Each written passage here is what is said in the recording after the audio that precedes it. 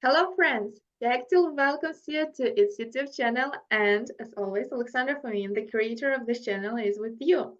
Today, we will have a very interesting topic of conversation because our guest today is my colleague from Kectil. Sahibba is an authentic leader from India, a person who knows everything about finance and economy, is involved in many projects for the development of India. Let's welcome Sahiba. Good to see you today and thank you for your time. Before starting our interview, I would like to ask you to also introduce yourself for our audience. Hi, Alexandra. This is lovely to be with you. And thank you so much, everyone, for watching this. I am Sahiba and I am from India. Uh, so I am on a mission to enable women and young people gain financial confidence. And this has been something which I've imbibed since my childhood. So this is a childhood dream that I'm realizing. That's where uh, that's where it all started. And just to give a perspective, I've had over 7+ years of corporate experience working across 8+ industries and across three geographies, majorly Americas, Europe, Middle East, and Asia. And that diversity of work helps me understand the human side of business and finance, and that's where I like to connect it. And on my mission so far, to spread financial confidence, I've had the privilege to touch 2,500 plus lives and garner over 500,000 views. So that's something I endeavor to continue to work upon. And Kectil has been a pivotal role for me, played a pivotal role for me to connect with so many like-minded leaders. And right now, I'm working with Kectil, few and another and as a mentor in another leadership organization, which is Gela. So that's where I'm at right now. And thank you so much for having me today. Wow, that's really amazing. I also was a mentor in Gala program. I had opportunity to work with really intelligent mentees. So I'm happy to hear that and happy to have you as my colleague in Cactil. And if we start to talk about these two programs, and you already mentioned it, I also interesting to ask you about your way, your journey in the Kectil program. Could you please share with us more details? How did you get into the program? What was the most challenging thing for you in that way? Okay, sure. So everything for me means and stems from inquisitiveness. And the same happened while I was kind of at a very good point in my career. And back in 2021, I was doing pretty well, 4 5 years into the industry, and have had worked across couple of projects and couple of industries. But I felt there was a ceiling nearby, and I felt that I needed to do something more. I wanted to increase the impact of my work. And that's where I realized I need to get into the student mode, because whenever you are learning, that's when you're growing. But whenever you're doing, you're probably not learning as much.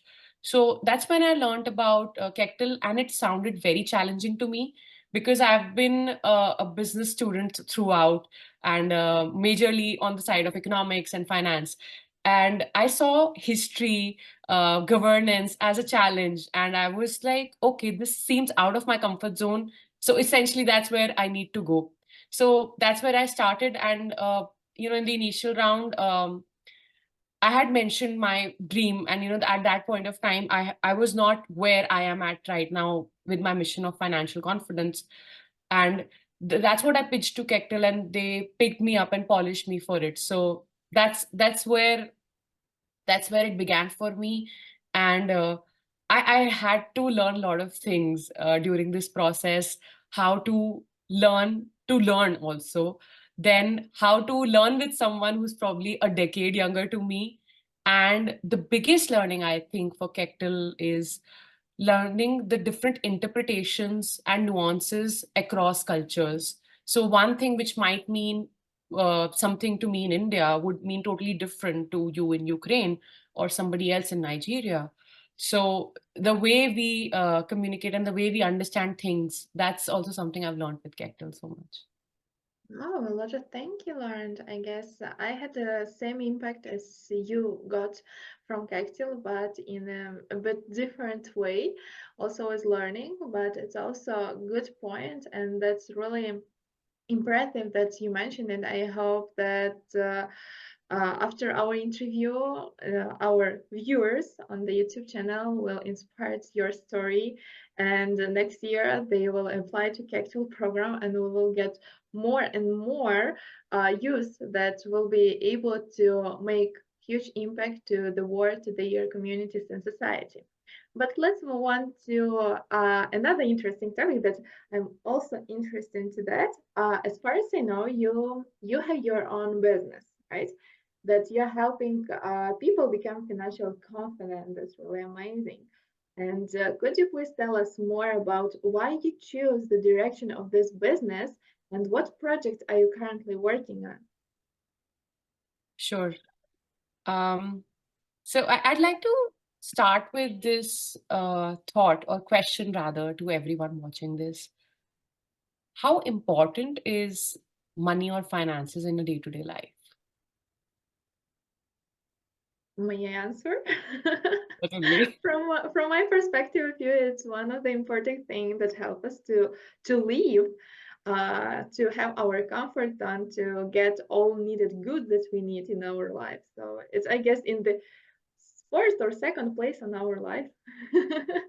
Absolutely. Like barring few necessities such as breathing, living, and and it becomes very close to that as well. So that is where I feel it sits at the core of what we have in our lives. And if you are confident in the financial area of your, be it yourself, your personal, your work or your business, so it sets up you to understand other things pretty well, and it gives you peace of mind. So the place I come from is the reason why I work on this mission is to enable you get the peace of mind, and that's why financial confidence and not anything else. Because for somebody, a financial confidence may be at 10%, and for somebody, it might be at 110%.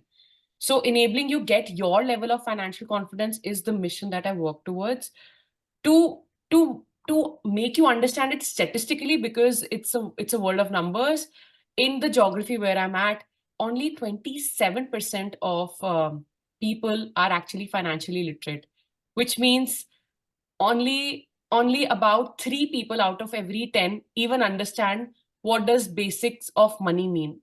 For instance, what does inflation mean, how to how to count certain thing, or what does gross domestic product mean, or what is exactly a net worth. So people don't even know what that is. Once they don't even know, how would they know whether they're good at it or not? So that's the route where I start. And everybody knows, including the you say advanced economies, the financial stress is one of the highest reasons for problems in life, including mental illness, relationship stress. So that's one thing. That's another factor which adds to it. One is that you don't have adequate understanding, and two, it becomes a root cause of a lot of stress in people's or adults' life. Um, which also percolates down to children's life. So that's why I work in this field. And so to also know how our government, which is the government of India, is recognizing this, and also the world is recognizing the importance of financial education, is that in our latest education policy as well, financial education has been defined as a critical skill, a skill which is going to be taught from the primary level up. So we understand how the even the institutions and the organizations as well as the government is realizing how critical it is for your living and your overall well-being. So that's the bit on my mission part. And right now, like I mentioned, I'm working with Kectil. I'm also working with Gela. I'm volunteering myself with Gela. I'm freelancing as a trainer and creator with a couple of organizations. And I'm very glad to share that I have chosen to actively work on my first book, about um, which will be my birthday gift to the community uh, later this year. Wow, I'm really looking for this book. I hope that I will get in the paper version and will be able to share my feedback about that because it's Sure. really interesting and important thing that you shared and help other people to get more confidence in that because from my perspective of you as I know, if people are not confident in their finance, they started to be more poor in their life and have a lot of issues with the credit and banks and planning their finance and so on and so forth. So that's really great mission that you are doing for not only your people, your community. I guess you share your knowledge in the other countries around the world as you're working as a volunteer in different organizations. So that's really amazing. And if we can revert to more information about personal finance, I will be appreciate if you share with our audience um, 3 or 5 tips how they can manage their own money, their own finance. Maybe that video will help them to get more rich in the near future, get more profits from their business. Sure. So this is what excites me the most, and in terms of actually making an impact or creating a change in your life right away. So, and this is exactly what my proprietary framework is based on, which I'm going to share in my book. It's called the Financial Formula, and it's again based on 5 steps. So I'll give you a preview of the 5 steps and talk about them briefly, what it means, and those I'm pretty sure will be the broad tips that one needs, and this is something which I follow. So it's coming from my understanding, research, as well as practice. So first step is that you assess your present. Second is you educate yourself. Third is you manage your finances. Fourth is you start your investments, and fifth is you automate everything. So let's talk about these one by one. So let's say, Alexandra, you want to get started with your the 5 tips or how you can actually take charge of your financial confidence. So you assess your present. What is your net worth? So first you'll have to know, what is my net worth? What does it even mean? So you need to know net worth is essentially how much money you own, like how much money you have, be it in terms of assets that you own or your investments that you have or the money that comes to you every month by different sources. Subtracting all of the loans, the credit card bills, and the obligations that you have to pay. So that is your net worth. So assessing such key parameters such as your net worth, knowing what is your outstanding or your loans or debts, then knowing regular inflow. So some people might be in a job, they might be paid weekly, and some people might be paid monthly. So assessing what is the basics of your financial standpoint right now. So that is the step one. Assess your present. Two is, yeah, go ahead, please. Yeah, that's really amazing because I guess 1 month ago I started to listen one podcast about financial tips and how to manage everything on your personal way. And there is one of the important thing was first of all start calculating everything. Start to do it in the regular base. What you get from different ways, how much you own to the bank or someone else and how much you can save for your dreams or for something else that you want and that the fourth step that you need to understand how to do it and you need to do it in the regular basis because if you will just start 1 week doing that then it will be hard for you analyze how you will be able to generate more money, how do you will be able to close or bank credits or something like that. So yeah, that's really good point and I'm completely agree and I guess I'm already waiting for your book and wanna read everything and put some tips in my workbook and starting working in that way like you advise. Yeah, so it's more of like a book come workbook with a lot of tools and checklists right away. So it's kind of like a very much millennial and Gen Z focused book. Uh, so Nice. That's how I'm building it up so that I can use it whenever I want to without referring to any other thing.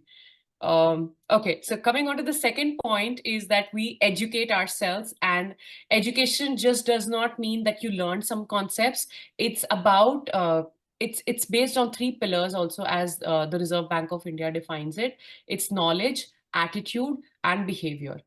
So you have need to have knowledge. You need to know what is your attitude when it comes to money and finances. Do you do you become averse? Do you become too thrifty? Do you become like a worshipper when it comes to matters of money? So we need to assess our attitude as well with money. And third bit is how do you behave? For instance, if somebody gets $1,000 of earning in let's say in for some contract, would they rather spend all of it? Would they rather invest all of it? Or would they do a proportion of it of investing, spending, and maybe splurging or whatever? So you need to know what is your behavior. And this is a nuance which I've seen, Alexandra, is uh, including myself, we are not able to see our behaviors clearly. So, what helps at times is ask people around us, how do you see that I am with money? And you would be surprised what people's response to it might be at times. So, Yeah. I asking people completely helps. agree with that. About people. You're right in 100% with that, because I remember one story when I asked my friend about how he sees myself from his side, what I'm doing wrong with my money, how I'm planning, and so on and so forth. That's really a great point, and I guess no one knows about that. Yeah, and it's very behavioral. As Morgan Housel also mentions is in his book Psychology of Money, money is more about psychology. And after my years and years of understanding and experience in finance, I can say for sure it's more behavior than numbers. Yeah, that's true. So And also it's about our mindset, the yes, same thing. yes. So it stems from our mindset, our personality, and it translates into our habits around money. Uh, So that's the second part of the book, and as well as the tip that I would want to give you so that you educate yourself after you know your present. You after you assess your present, you educate yourself. Then third is where you start managing your finances. Once you have the foundation right, now is where you start building. Okay, now is where you start the groundwork. Before the ground, you have to lay the base work. So this is where you build your safety net, which is emergency funds. It's something which I'm strongly opinionated about, and I've taken advantage of multiple times in my life. Not that I say is you should, but if the days or if the it calls shots, you need to know how to take those shots. So having an emergency fund, which is essentially saving 6 to 12 months of your expenses in liquid form, in some sort of easy to access liquid form, be it in a bank account, be it in some easily convertible assets. So that's very important. That's part one of how to start managing your finances. Two is that you need to get smart with managing your income or salary. And if you are a salaried person, you need to know how to be smart with the tax breaks and taking the refunds. So if the same person, maybe probably earning at the same amount, would be able to, who's taking more tax breaks, who's putting in more money. So for example, in the US comparison, they have their Roth IRA or 401k, whereas in India we have our national pension scheme or other public provident funds. So when we have investments in such products, we get some tax breaks and tax incentives from the government. So every country has those specifics, and they might not be a lot in every country, but there are certain of them. So that reduces your tax liability. It might reduce the money coming to you right now, the inflow, but it would increase the actual money that you get to keep with yourself, even if for future use. So you Wow. need to become smart with tax planning as well. Oh, I need to get then consultation from tax advisor. How it works, Absolutely. everything in Lithuania. Always have good accountants and tax planners as your good friends. Yeah, but right now I'm working as accountant, so I know how to calculate, but at the same time, I need to understand how tax working. Absolutely. So if you have good attorneys and you have good accountants on your side, you're already above, like, 80% of the people in that terms. Nice. So yes, I'm glad to have you on my side. Great, I appreciate it. Okay, so next part of managing includes, budgeting a bit, like, so you know where all you're expending your money. So you know about your incoming, but you should also know what all subscriptions you're paying for, where all are your utilities, what are your rent. Can you optimize those things? Can you probably club something? So once you have those things right in front of you, that's where you'll be able to optimize those. Mm. And the same follows for your debt or your loan position. Only when you know how many loans you have, if you are using multiple cards, credit cards to pull out credit, it's becoming very simple and very easy for developing economies, actually for youth, because we have gone simply from um, a place where we did not have resources to a place where we see easy lending and easy borrowing terms and all those new banks and lending firms opening up. So people have not been habitual to know how to use money properly or how to use credit properly. Use it to your advantage, use it to get the points, use it to take the benefits of the rewards that come with taking right kind of debt, the good debt that we say. But don't fall into the trap of debt. So that wraps up the third step, which is starting to manage your basics of finances. That's really important point that you mentioned regarding debts, good debt and bad debt, because I remember myself 3 years or maybe 4 years ago. It was when I just first time got my credit card, and I didn't use it in the good way, I would say. I just closed on my wants and what I need, and that's it. And after 1 or 2 years, I got really huge amount of debt.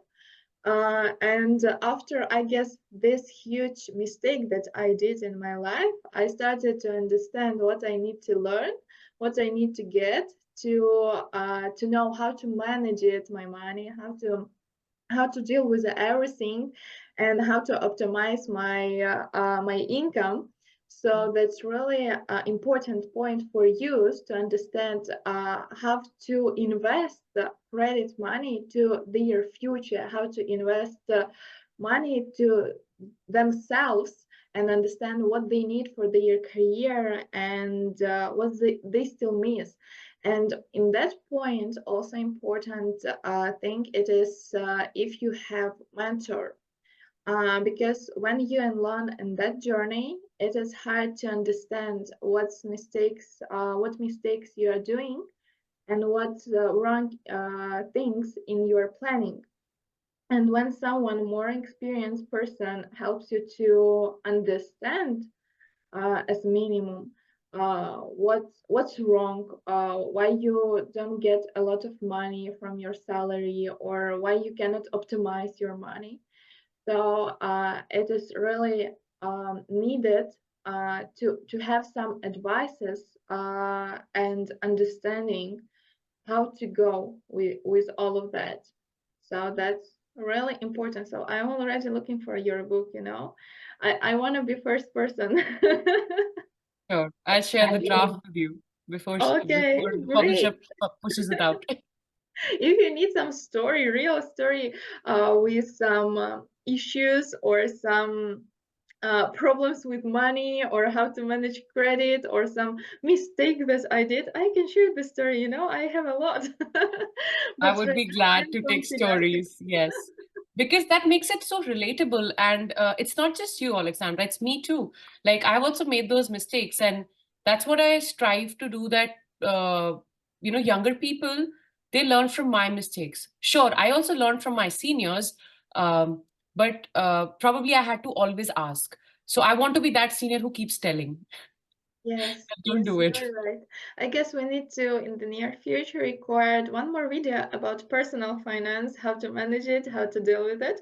Because today's our interview is more about you, about your journey, about your career and your working. So maybe let's move to this part of our conversation. And for our viewers, we will record one more video together with you about really good conversation about finance and how to deal with everything in your financial way. Okay? Sure. Sure. Okay, good. So, if we talk about your career, could you If I please may tell us? interject, if I may interject. So, like we talked about the three broad points, but I'd like to just quickly. So these are the three pillars, but last two steps, which I just probably give an insight what they are, but not the whole at depth. Probably we'll keep that for later conversations.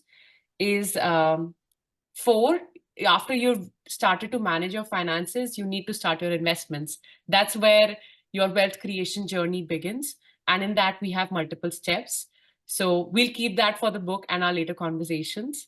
And last but not the least, like I mentioned earlier, is that you need to automate everything. And the reason why it is important is because humans are a creature of habit and we are lazy by mind. So if we simply automate something, it just it's something we don't have to bother about, and we won't have to click on and make few taps every month. So for instance, my investments every month go by an SIP, and I just get a notification that some so much amount was deducted, and even my credit card bills are on auto pay. So my expenses and my investments and everything is automated, so it just makes my life financial life peaceful and gives me my level of confidence. Wow. I will need to think about amortization, automatization. Yeah, Sorry, automation, yes. automation of my finance because right now I'm starting to get additional projects and additional interesting way of income and expenses, of course. So Okay. I will think about some maybe programs that will help me, or maybe in the next hour interview, you will advise some programs that help to manage everything and see everything into one place, your expenses, your income, and so on and so forth. Yeah, sure. Okay, good. So let's move to your career and your journey there. I'm also interested in to ask you about challenges that you faced in your career. Could you please tell us more about this part of your journey? Okay. Before I talk about the challenges, let me break it to you that challenges are the most important constructs in your career, and those are the milestones you'll remember. So, first and foremost, innovate and take new responsibilities. You need to continuously challenge yourself and push yourself out that you can do more, you can be a lot more. And even if it seems like an imposter syndrome, to me it does till date. But if I did not believe in that imposter, I would have not been where I am at. And I think, Alexandra, you might also agree with me on that. I'm agree completely with that. So that's a challenge that I face, that you would not want to, like, as any person, you would not want to do something completely new, but that's the way you continue to grow, and otherwise that ends up becoming a challenge for yourself. You yourself end up becoming the problem for yourself. Yeah, I always put myself into challenge way. I cannot live with that. I always looking for new problems for me in my career journey, to be honest. Yes. So, another thing which I learned from my corporate experience, and I'm so glad that I did that at a very young age, is that managing tough people and situations, and and those can be internal as well as external. So, if you're working with an organization, it could be people within that organization, or the clients or the stakeholders who are on the outside or you're delivering to. So, once you know how to have those interpersonal relationships, or how to manage uh, those situations, it can be very beneficial for your um, morale as well as your professional professional growth, I would say. So there is a story which gives me so much confidence every time I talk about it, is because at I think I was about 22 or 23 when this happened. So I'm just giving a context. You might think, how does it matter? And there are people doing actually a lot better. So I had started working when I was around 20 years of age, and just 2 3 years into the industry, but I was getting mentored pretty well to serve clients across geographies and across time zones and across industries. So we had a client who left us. So it's a multinational corporation that I worked with at that point of time.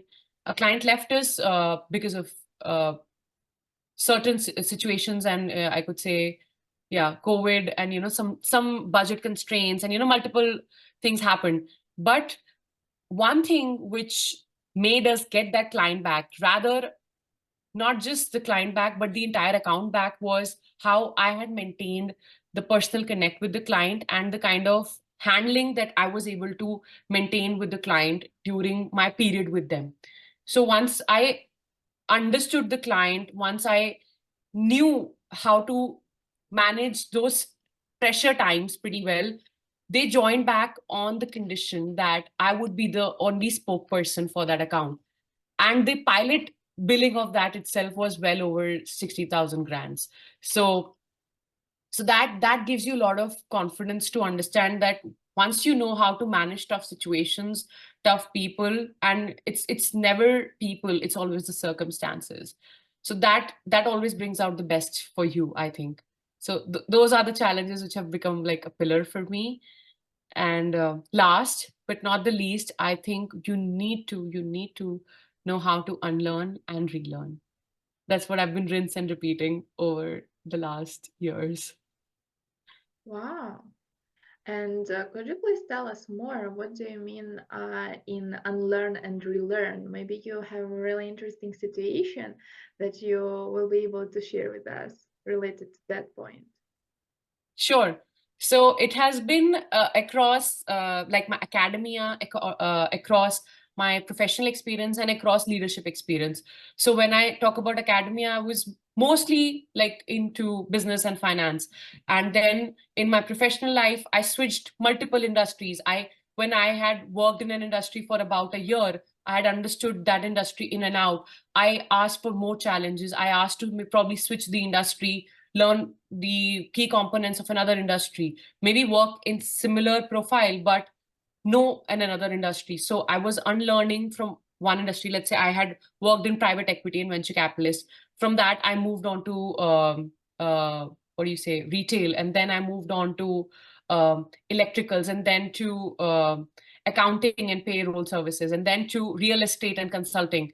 So that kind of thing kept happening in professional. And when it came to my leadership experience, I learned how to unlearn to be with people decades elder to me, and learn again how to be with people 10 years younger to me, and learn how they are learning, then pivot again altogether into a leadership position, and a managerial position as well, and learn how to manage those people as well as liaison with seniors at the same time. So I think it comes in different shapes and forms, and I've witnessed in different shapes and forms. So you need to build the muscle to always challenge yourself, unlearn and relearn every time, in every situation. Wow, really amazing story. I would say we learn a lot with our viewers from you. And also, maybe you have top three key lessons you learned in your professional lives that you will be able to share with us, and we will learn together with you how to be in the same level like you, how to be professional like you, and to be the best of the best. Okay. This is something which I hold very close to my heart. And okay, so first and foremost is always dress for the job that you dream of, not the job that you're doing right now. Always the dream job. So even when I was an associate or an analyst position, I dressed up to be the lead. I dressed up to be the manager. So I always felt myself that I need to work to be in that position. And once you feel that, your brain also starts wiring itself for that. A really interesting point. I had some thoughts about that, I guess 2 or 3 years ago, and also thought that maybe I need to start to dress uh, like I would like to be in the future in the position that I would like to get. So that's really a good point and really good lesson. Thank you.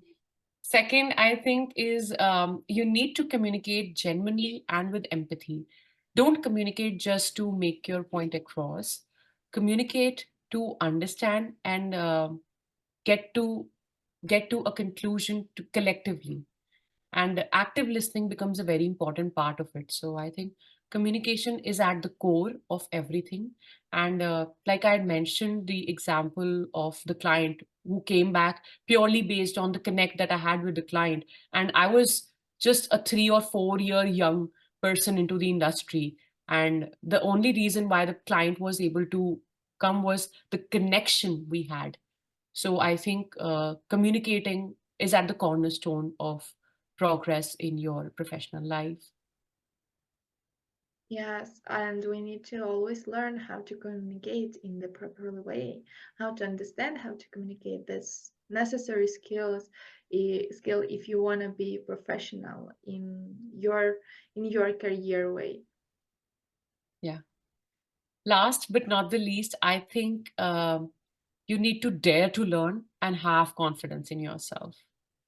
That thing, you need to have that fire burning within you to push yourself and trust yourself that you can do it. And when you have a resourceful mind, you would certainly find all the ways to do it. But it's hard to be confident. It is, but Yeah, look at yourself. You are so confident. You are in like I understand from the stories you've shared and the kind of political situation that your country is in, and how you are still holding, you are enabling people around you, and because you dare to be confident, you dare to push that boundary. And I think every one of us has that spirit. We just I need to get learned it. it. I learned it. It was hard learning way, I would say, for Absolutely. myself. Yes, but as well, I'm also interested to talk with you a little bit about your country and the challenges that your people, young people, faced in your country because I have in Ukraine, I get the same issues right now. We have the same situation, but not like in our countries only, but or in the similar ones too. So, could you please elaborate to this topic and what is the most difficult part for solving these challenges? Okay. So I would say this would probably resound with a lot of developing economies, but for India, education and skills is definitely a big gap.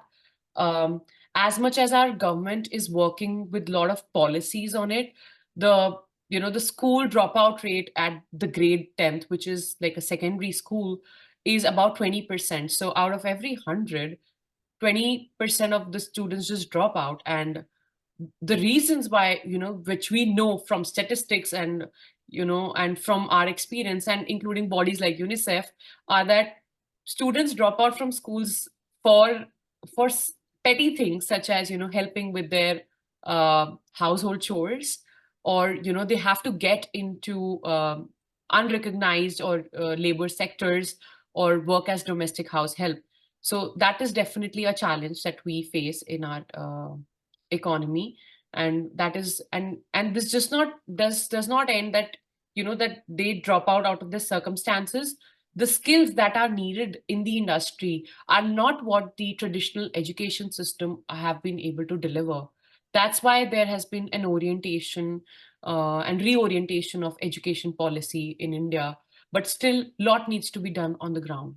So that is one leading factor that the youth challenge that the youth faces.